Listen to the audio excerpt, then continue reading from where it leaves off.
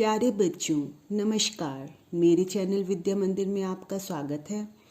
हम आपको काफ़ी दिन से छंद के विषय में बता रहे हैं। आपको छंद और गढ़ का भी अच्छी प्रकार से ज्ञान हो गया होगा और आपको छंद भी अब अच्छी प्रकार से समझ में आने लगे होंगे। चलिए अब हम आपको आज कुंडलिया छंद के बारे में बताते हैं।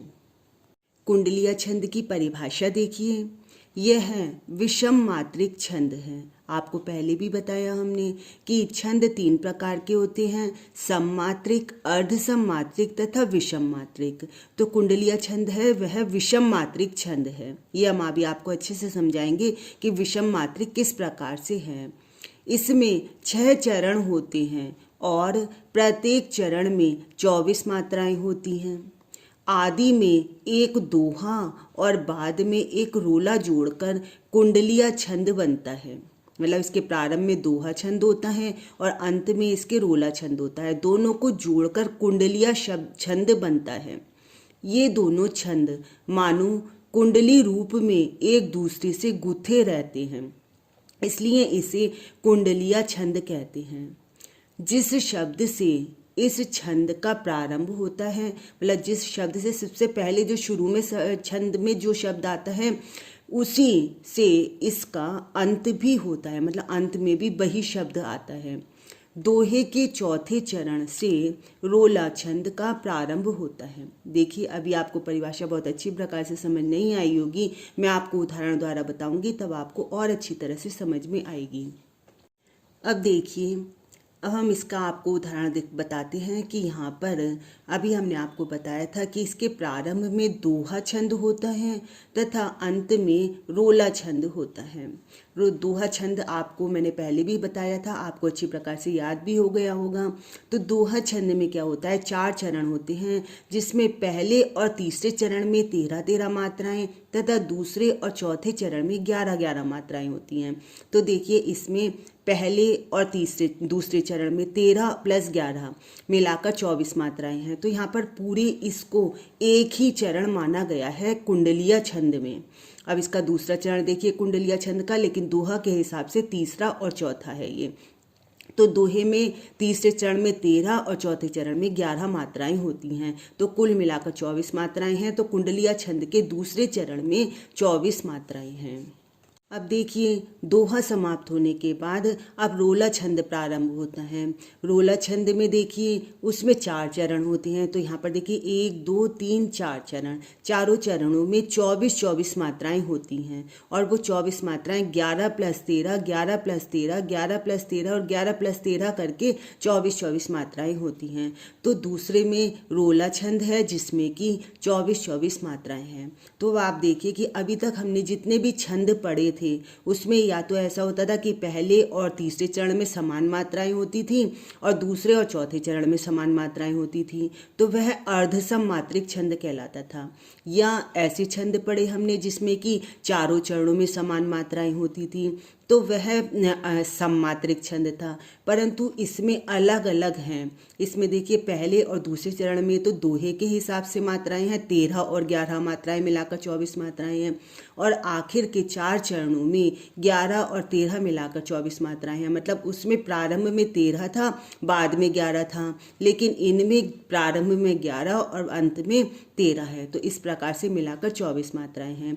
इसीलिए यह बात स्पष्ट हो गई कि कुंडलिया छंद विषम मात्रिक छंद है। इसके अतिरिक्त हमने आपको इसमें यह बताया कि इसमें जिस शब्द से छंद का प्रारंभ होता है उसी शब्द से छंद का अंत होता है। तो देखिए छंद का प्रारंभ किससे हो रहा है, तौलऊ, और छंद का अंत किससे हो रहा है, तौलऊ। ठीक है, तो ये आपको समझ में आ गया होगा कि जिस शब्द से छंद का प्रारंभ होता है उसी शब्द से छंद का अंत होता है।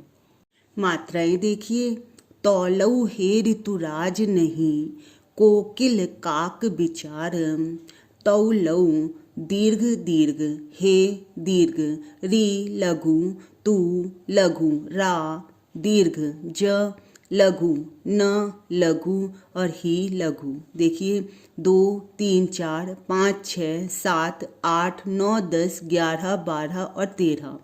फिर कोकिल, को दीर्घ, की लघु, ल लघु, का दीर्घ, क लघु, बी लघु, चा बड़ा आ दीर्घ और रा लघु। देखिए 2 3 4 5 6 7 8 9 10 11। तो इस प्रकार आपको पहले बताया कि दोहा छंद में पहले और तीसरे चरण में 13-13 मात्राएं तथा दूसरे और चौथे चरण में 11-11 मात्राएं होती हैं। इसमें दोहा छंद का पहला और दूसरा चरण मिलाकर कुंडलीय छंद का पहला चरण है, तो इसमें 13 + 11 मिलकर 24 मात्राएं हैं। और इसी प्रकार आप दूसरे चरण की अपने आप देखिएगा। शेष 4 चरणों में रोला छंद है। रोला छंद देखिए, सोहत एकई डार, काक कछु बाक न बोले, सो दीर्घ, ह लघु त लघु, ए दीर्घ, कई दीर्घ, डा दीर्घ, र लघु। देखिए 2 3 4 5 6 7 8 9 10 11। आगे देखिए का बड़ा दीर्घ, का लघु, का लघु, छू छोटा ऊ लघु, बा बड़ा आ दीर्घ, का लघु, ना लघु, वो ओ दीर्घ, लय दीर्घ। 1 2 3 4 5 6 7 8 9 10 11 12 13। तो इसमें कुल मिलाकर 13 मात्राएं हैं। तो यहाँ पर जिस प्रकार से रोला छंद में 11 + 13 मिलाकर 24 मात्राएं होती हैं और चारों चरणों में 24-24 मात्राएं इसी प्रकार से होती हैं। तो यहाँ पर पहले हमने देखा कि इसमें कुंडलीय छंद में पहले दोहे की तरह मात्राएं लगी हुई हैं और आगे रोला की तरह से। तो इस प्रकार यहाँ पर कुंडलीय छंद है। छंद का उदाहरण बताकर आप स्पष्टीकरण इस प्रकार से बताएंगे। इस पद्य के प्रथम तथा द्वितीय चरण दोहा छंद के हैं, मतलब पहला और दूसरा चरण मैंने आपको बताया था कि ये दोनों दोहा छंद के हैं, तथा आगे के 4 चरण रोला के हैं, मतलब जो शेष 4 चरण हैं वह रोला के हैं, तथा इसमें जिस शब्द से प्रारंभ हुआ है उसी शब्द से इस छंद का अंत हुआ है। तौलऊ से प्रारंभ हुआ और तौलऊ से ही अंत हुआ है। तथा आप बताएंगे दोनों के कुंडलित होने पर कुंडलिया छंद का निर्माण हुआ है, मतलब दोनों छंद दोहा छंद तथा रोला छंद जो है वह आपस में कुंडली मारकर मिले हुए हैं, अतः यहाँ पर कुंडलिया छंद है। एक अन्य उदाहरण देखिए, साईं बैर न कीजिए गुरु पंडित कबियार, सा दीर्घ, ई दीर्घ, बै दीर्घ, रा लघु, ना लघु, की दीर्घ, जी लघु, ए दीर्घ। 1 2 3 4 5 6 7 8 9 10 11 12 13। गुरु पंडित कबियार, गु छोटा ऊ लघु, रू लघु, पंडित। यहाँ पर पंडित में यहाँ पर संयुक्त अक्षर है और संयुक्त अक्षर से पूर्व वाला जो लघु भी होता है वह भी दीर्घ हो जाता है। तो यहाँ पर पा दीर्घ और नी लघु, त लघु, का लघु, बी लघु, या दीर्घ और रा लघु।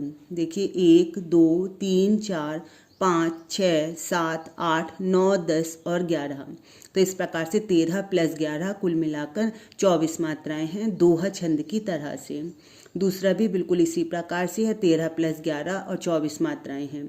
आगे देखिए, यज्ञ करावन हार, राजमंत्री जो होई, या दीर्घ, ज्ञा लघु। ज्ञा संयुक्त अक्षर है और संयुक्त अक्षर से पूर्व वाला लघु भी दीर्घ हो जाता है, तो यहाँ पर या इसीलिए दीर्घ है। या दीर्घ, ज्ञा लघु, का लघु, रा दीर्घ, वा लघु, ना लघु, हा दीर्घ, रा लघु। देखिए 1 2 3 4 5 6 7 8 9 10 11। आगे देखिए, राज मंत्री जो होई, रा दीर्घ, जा लघु, म यहाँ पर अनुस्वार युक्त है अतः दीर्घ, त्रि दीर्घ, जो दीर्घ, हो दीर्घ, ई दीर्घ। 1 2 3 4 5 6 7 8 9 10 11 12 13।